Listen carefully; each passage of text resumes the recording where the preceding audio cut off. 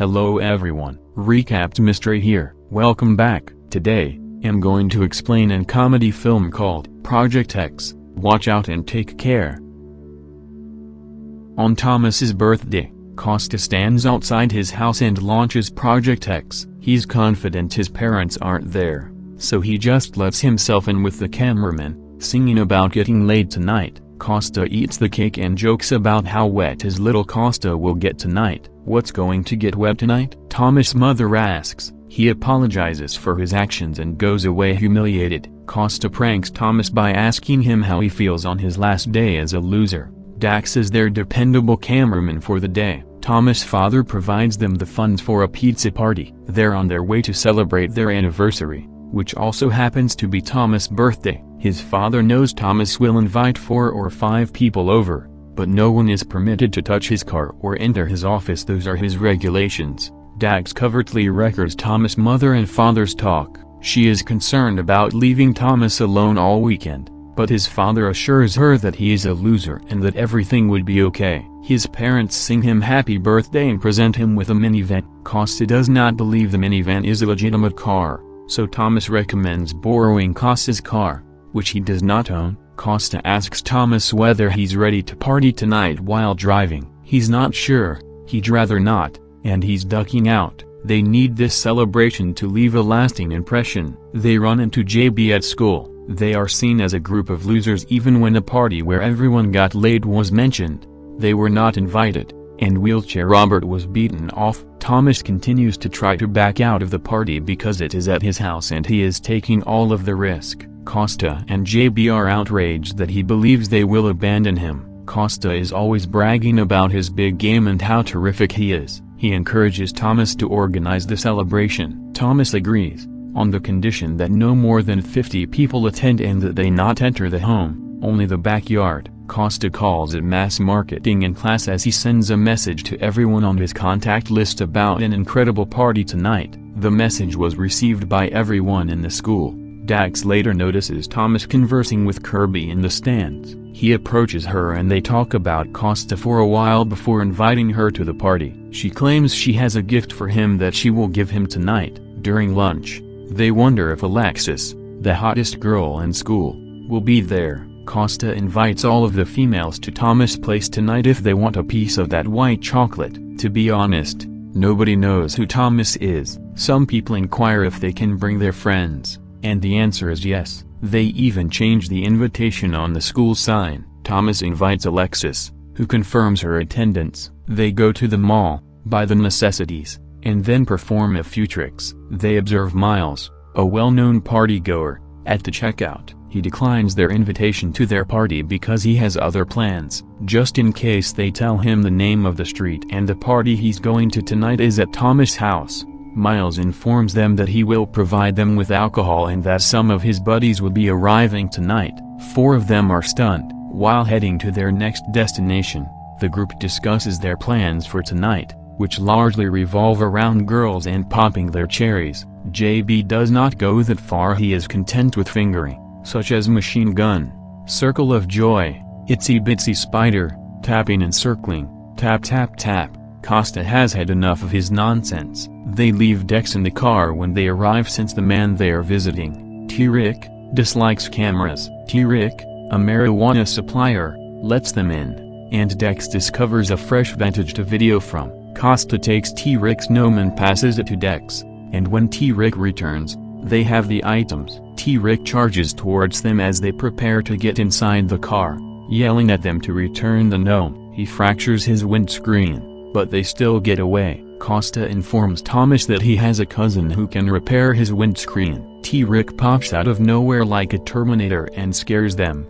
but they simply drive away. Tonight, Everett and Tyler will serve as security. They appear solemn. JB and Costa travel around the neighborhood notifying residents about Thomas's birthday party tonight and apologies in advance for the ruckus. They set up everything, including a DJ, bar, karaoke in the pool house, and even a bounce house, as well as some signage for clarification. They toast to the fact that this place will be a shambles in 1 hour. DJ is bored after 2 hours, and one visitor has still to appear, but Kirby arrived on time. Costa reassures Thomas that he is confident that people will attend, and JB has purchased a sophisticated suit. They can hear automobiles approaching at that point. Everyone is pouring in, and Thomas' backyard is immediately packed. There are already somewhat more than 50 guests. Alexis has also arrived, the keg has been put up, and the bouncy house is ready to go. While more people arrive, Thomas and Costa play beer games with everyone and have a great time. Milo the dog had a great time in the pool and bouncy house,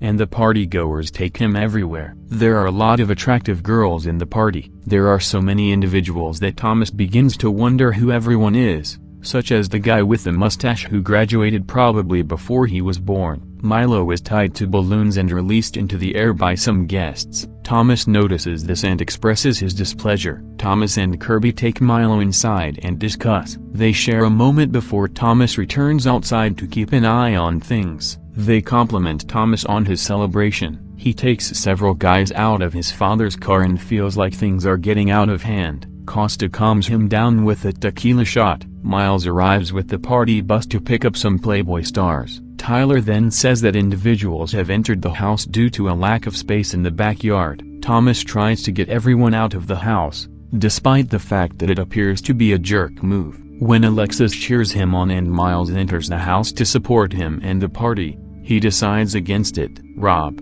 the irritated neighbor, approaches. The small celebration he was promised is a tad excessive. Rob threatens to call the cops if the celebration continues. Everett tases Rob from behind at that precise moment. Rob jumps to his feet and strikes him. Costa claims that if he contacts the cops, video of him assaulting a child would be released, thus he should let it go. Costa commends Everett for his bravery and willingness to take a punch in order to save the party. When he calls the cops to radio it into him, he orders him to spy on the neighbor, and he agrees. Inside, when Thomas seals up the areas, Costa assures him that everything is under control and that he will assist in cleaning up before his parents arrive. When a female tries to enter the pool, Costa stops her and advises her to read the sign it works, and he is surprised. The four are in his parents' room after the pool, wondering how the gnome got there. While JB distracts him with his mother's toys, Alexis texts Thomas with body photos for the birthday boy. Costa responds to Alexis,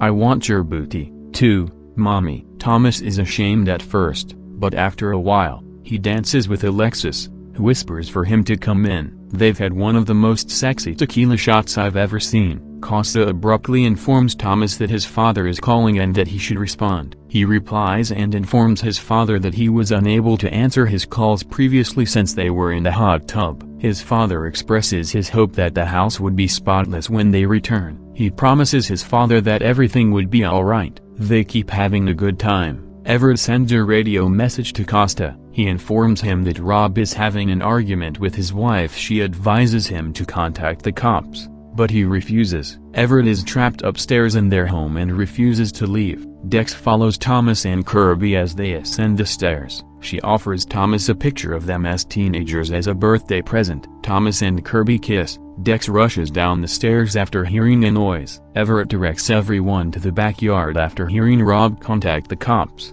They begin to close the blinds and wipe up the bottles. The cops arrive. Costa and Thomas greet them and explain that they are throwing a small party in the backyard to celebrate Thomas' birthday. The cops notice that there are a lot of automobiles for such a tiny gathering and ask to look around. Costa declines, stating that they require his permission to enter private property. The cops leave, mumbling that thanks to the internet, everyone is a darn lawyer these days. Rob believes he has won this round. They enter the backyard and get the celebration going again. They jump off the roof into the pool, drink from a keg hanging from a tree, dance until their legs go lifeless, then inhale some helium for good measure. Kid Cudie's music, Pursuit of Happiness, is gold, until someone breaks the window, at which point Costa tries to reassure Thomas that he has a cousin who can fix it. And so it goes. People are holding on to the chandeliers and smashing them while the gnome flies around.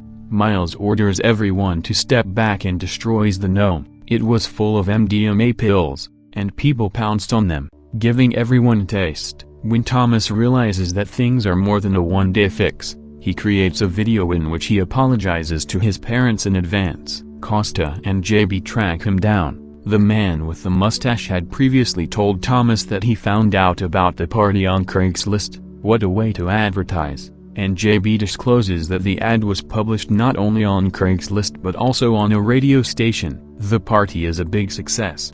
They all walk outdoors and sing a birthday song to Thomas. I never know how to act in situations like this. They continue the celebration. A little person inside is acting pompous and tough, so a gang of people shoves him into an oven. Alexis is on the hunt for Thomas. Thomas is talking to Kirby and having a good time with her. She mentions that she was expecting a small gathering, but it grew a little larger when Costa arrives and exclaims, "There's a little man in the oven." When they open the oven door, the small man begins cracking balls at everyone he sees. They lie outside, and Costa acknowledges that he loves them and apologizes for being a jerk at times. Thomas admits that he hooked up with Kirby and adores her. Costa informs him that Kirby has always been present, and that tonight is all about the girls they never had a chance with. They come in completely intoxicated and continue a party that some have already dubbed the party of the century. People do it for the sake of the state, but we only display family-friendly scenes here. Alexis summons Thomas to the second floor. Everett is there by himself,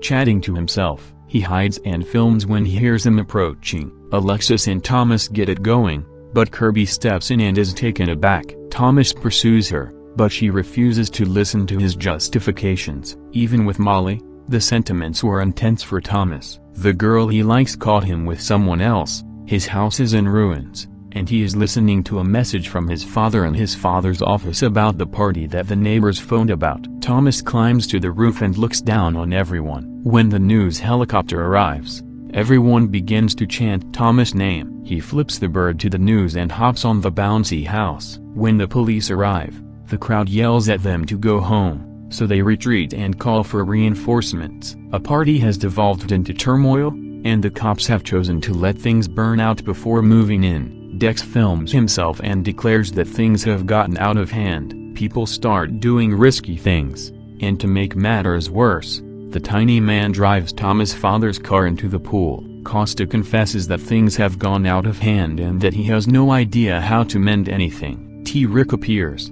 dressed in costume and wielding a flamethrower, hunting for his gnome. He sets fire to the cars and trees, and the cops arrive, firing rubber bullets. His tank is shot and explodes after attempting to burn the cops. Thomas' vehicle explodes, catching fire and being extinguished by police aircraft raining water. The police are dispersing the throng using flashbang grenades. Rob continues to rage at Costa, and his security men protect him. Milo is okay, and Thomas orders JB and Costa to go home at 6 a.m. The four of them are in the school stands. Before leaving, Costa tells Thomas that it was a fantastic night.